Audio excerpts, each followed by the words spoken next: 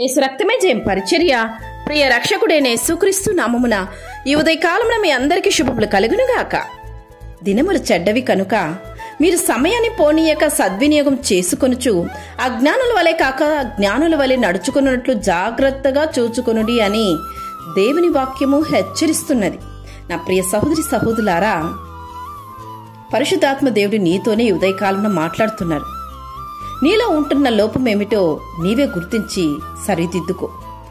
విలువైన నీ జీవితాన్ని, సమయాన్ని ఏమాత్రమూ వృధా చేసుకోకు. మనం అంతే దినంలో ఉంటున్నాం. దేవునికై జీవించవలసిన సమయం ఇది.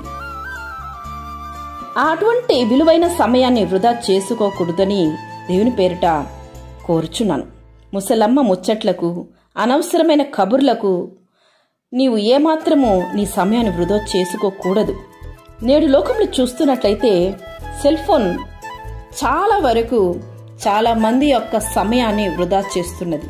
గంటల తరబడి ఆ సమయం వృధాగా మారిపోతున్నది.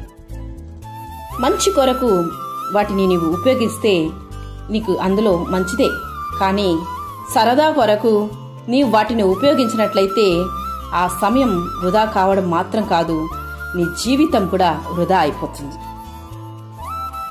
ఈరోజు నీకు సరదా అనిపించే విషయమే రేపు నీ జీవితాన్ని నాశనం చేయడానికి దారి తీయవచ్చు.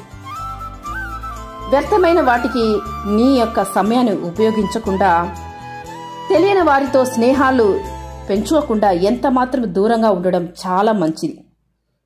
ఒకవేళ ఇంతవరకు ఇటువంటి అలవాటులో నీవు ఉన్నట్లయితే, వాటికి నీవు బానిస అయినట్లయితే నీ జీవితం నాశనమైపోక ముందే దేవుని యొక్క పాదాల చెంత పడి ప్రార్థించు.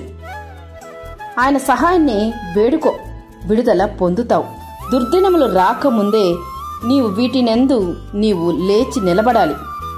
వీటి యందు నాకు సంతోషం లేదు అని నీవు చెప్పక మునుపే, అటువంటి సమయం వచ్చి నిన్ను వృధా చేయక మునుపే నీవు వాటి నుంచి దూరంగా ఉండాలి. వ్యర్థమైన వాటిలో నీ సమయాన్ని వృధా చేసుకోకు. నిన్ను సృష్టించిన సృష్టికర్త వైపు చూడు. దేవుడిచ్చిన పరిశుద్ధ గ్రంథాన్ని చదువు. నీకు జ్ఞానాన్ని దేవుడు అనుగ్రహిస్తాడు. వ్యర్థమైన మాటలు, వ్యర్థమైన పనులు, వ్యర్థమైన ఉచ్చారణ, వ్యర్థమైన విషయాలు అంటే సంభాషణలు, ప్రేమలు, తలంపులు, సాంగత్యము ఏ మాత్రము నీ జీవితాన్ని నాశనం చేస్తుంది అన్నది మరువకు. ఇటువంటి విషయాలు నీలో ఉన్నప్పుడు ఇప్పుడే వాటి నుంచి నీవు తొలగింపి పడాలి. ఇప్పుడే వాటి నుంచి నీవు దూరంగా ఉండాలి. అప్పుడే నీ జీవితం బాగుపడుతుంది. విలువైన జీవితాన్ని దేవుడు ఇచ్చినారు. విలువైన సమయాన్ని ఆ గొప్ప దేవుని కొరకు నీవు వాడబడినట్లయితే నీ జీవితం ఇతరులకు ఆదర్శనకరంగాను, ఆశీర్వాదకరంగాను, మాదిరికరంగాను దేవుడు మారుస్తారు. తప్పక నీవు దేవుని దీవెన పొందుకొందు. ఇప్పుడే నీవు ఈ తీర్మానం తీసుకో.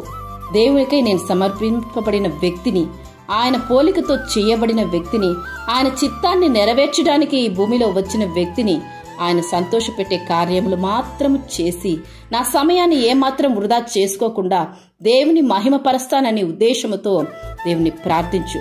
దేవుని సహాయాన్ని కోరుకో. తప్పక దేవుడు నిన్ను ఆశీర్వదించి దీవించునుగాక. ఆమేన్. యేసు రక్తమే జయం పరిచర్యలో మీ సహోదరి. God bless you.